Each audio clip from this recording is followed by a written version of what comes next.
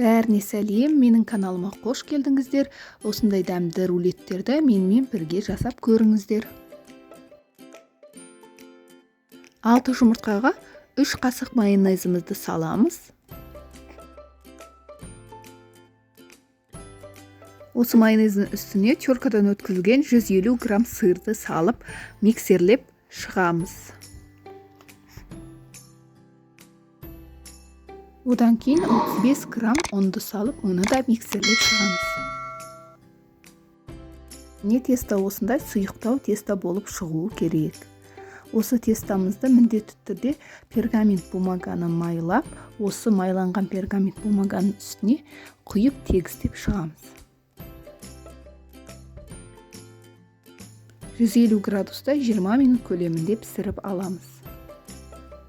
Тестамыз піскенше начинкасын дайындаймыз. Фаршқа бір пиязды қосып, бір жұмыртқа, тұз, бұрышын салып, осылай араластырамыз.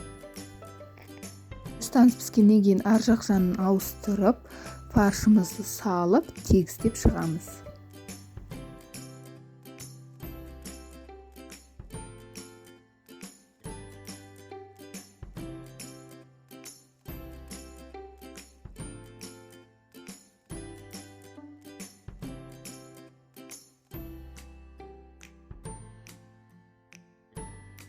Одан кейін дәл видеодағыдай тығыздап орап шығамыз.